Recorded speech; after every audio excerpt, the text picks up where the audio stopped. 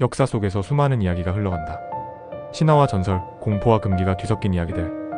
그 중에서도 흡혈귀의 이야기는 단연 인류 역사에서 가장 오래되고 강력한 공포의 원천이었다.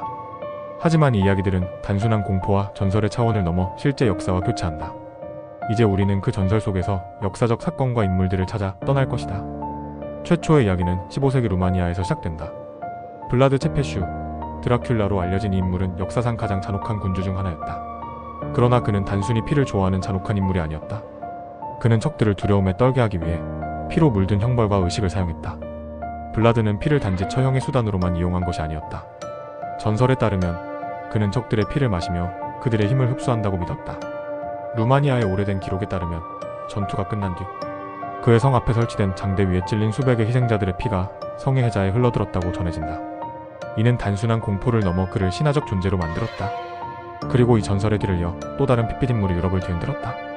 헝가리의 엘리자베스 바토리 백작 부인은 자신의 아름다움을 유지하기 위해 수백 명의 처녀들의 피를 사용했다고 알려져 있다. 그녀가 피로 목욕했다는 전설은 단지 괴담이 아니라 실제로 기록된 역사적 사건이었다. 그녀의 성지하에 숨겨진 수많은 희생자의 흔적과 비밀스러운 의식의 방들은 수백 년이 지난 지금도 그 흔적이 생생히 남아있다.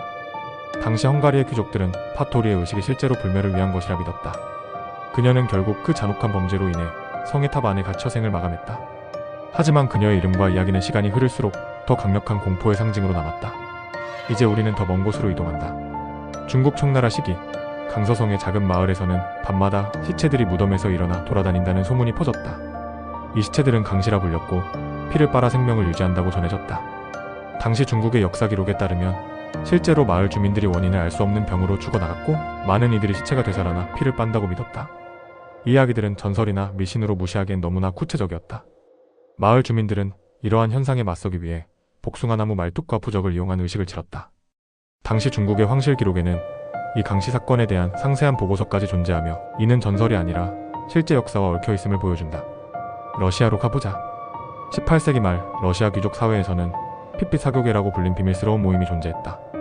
이들은 귀족 가문의 자제들이 모인 은밀한 모임으로 밤마다 모여 서로의 피를 나누어 마셨다. 당시 러시아 황실의 비밀 경찰이 작성한 보고서에 따르면 이 모임은 단지 흥미로운 사교 모임을 넘어 실제로 강력한 영향력을 행사했다고 한다. 피를 나눈 이들은 서로에게 강한 충성심과 신뢰를 가지게 되었고 정치와 권력 투쟁에서도 중요한 역할을 수행했다. 피의 언약을 통해 그들은 서로의 삶과 죽음을 공유했다고 믿었다. 결국 이 모임은 황제의 명령으로 해체되었지만 그 기록과 흔적은 현재까지도 남아 러시아의 비밀 문서 보관소에 보관되어 있다. 남미에서도 흡혈귀 전설은 역사와 얽혀있다. 페루의 잉카 문명에서는 태양신에게 바치는 의식으로 피의 제사를 행했다. 당시 기록에 따르면 태양신의 힘을 빌려 불사의 힘을 얻기 위해 사람의 피를 마셨다고 전해진다. 특히 잉카의 사제들과 왕족들은 정기적으로 행해진 이러한 의식에 참여했다. 그들은 피를 통해 신의 지혜와 영원한 생명을 얻는다고 믿었다.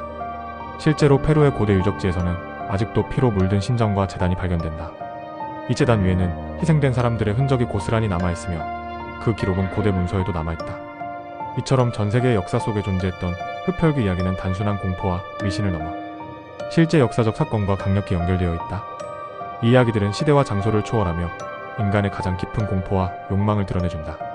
인간은 왜 이렇게 피에 집착했을까? 이들의 행위는 단지 잔혹한 관계였을까? 아니면 진짜 어떤 비밀을 알고 있었던 것일까?